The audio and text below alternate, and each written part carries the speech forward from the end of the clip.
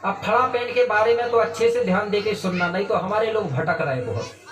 कुछ लोग कह देते बोले फड़ा पेन वही है, शंकर जी भी वही है, बूढ़ा देव भी वही है, शंभू भी वही है, ऐसा करके कई लोग इधर उधर तितर बितर हो रहे हैं। इसके बारे में ध्यान से सुनना।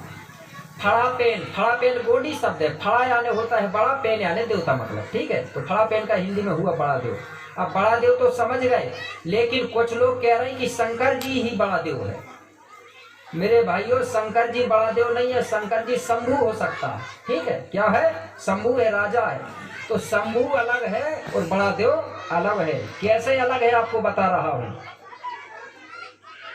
जो शंभू बाबा है उसने बड़ा देव की साधना किया था, उसकी योग साधना किया था। बड़ा देव ने शंभू बाबा को दिव्य ज्ञान दिया था, दिव्य दृष्टि दिया, तो शंभू बाबा त्रिकालदर्शी हो गए, तीनों काल की बात जानने लगे थे। मरने के बाद उसको गौड़ लोगों ने शंभू को बूढ़ा देव के रूप में माना। जो पचमढ़ी में है, पेंक मेड़ी में है, वो बूढ़ा देव है। वो बूढ़ा देव शंभू ने फड़ापेन बड़ा देव की साधना किया था। चौपाई लिखी है ना, आखंड साधना शंभू ने की ना। किसकी की ना? आखंड साधना शंभू ने की ना। गा के बता दूं क्या चौपाई से?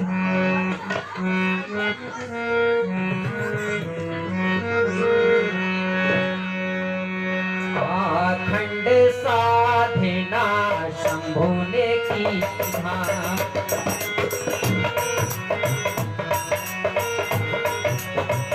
आखंड साधना शंभू ने की ना।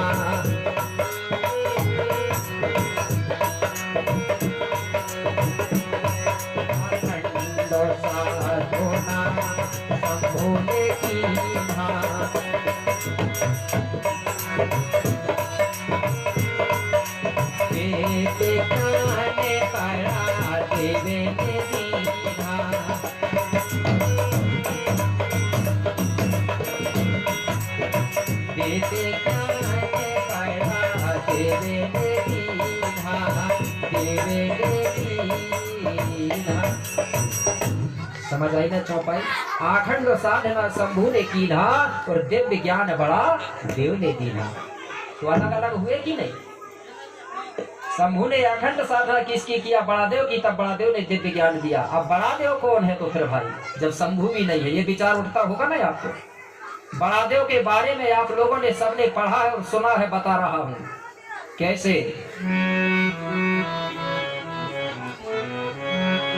चौपाई लिखी है, आप लोग समझ जाएंगे, बड़ा देव के बारे में लिखी है, लेकिन लोगों ने घुमा घूमी के दूसरे को बता दिए। कैसे? बिने पागे चलाई सोनाई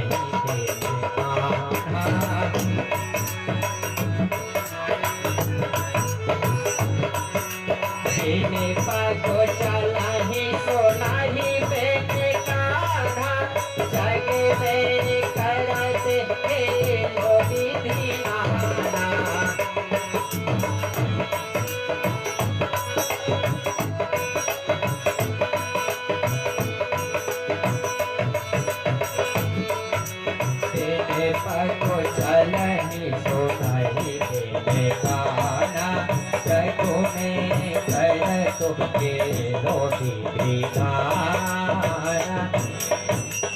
बहुत से लोगों ने सुने होंगे और पढ़े भी होंगे, ठीक है ना। क्या? बिन पग चल ही सुन ही बिन काना, वही भगवान है, वही सबसे बड़ा है। कौन? चौपाई कह रही, मैंने कह रहा हूं। बिन पग चल ही सुन ही बिन का, जिसके पांव नहीं है, हाथ नहीं है, कान नहीं है, लेकिन फिर भी वो बिना पैर का चलता है, बिना हाथ की विभिन्न प्रकार की दुनिया में रचना करता है, वो है। लेकिन लोगों ने घुमा फिरा के कहा ले गए? राजा दशरथ के बेटा भगवान है। आप विचार करो, चौपाई कह रही कि पाँव नहीं है और राम के पाँव है। अब कौन होगा?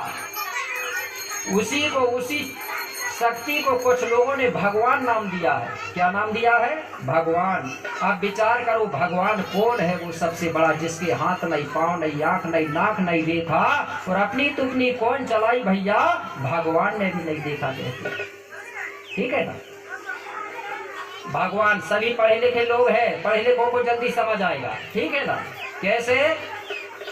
भगवान जब हम लिखेंगे तो 5 अक्षर आएंगे, कितने अक्षर आएंगे? 5। भा, गा, वा के आगे डंडा आका और आखिरी में ना शब्द आया। हो गए ना 5 अक्षर। भा, गा, वा और आका डंडा आ और आखिरी में शब्द आया ना।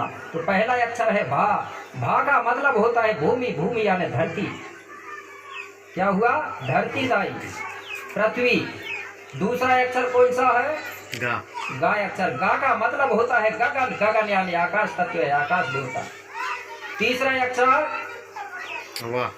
वा का मतलब होता है वायु, वायु यानी हवा, गोडी में मटिया बोलते हैं, वायु तत्व। वा के बाद में डंडा लगा है आका। आका मतलब होता है अग्नि तत्व या अग्नि देवता। और आखिरी में शब्द कौन सा आया? ना।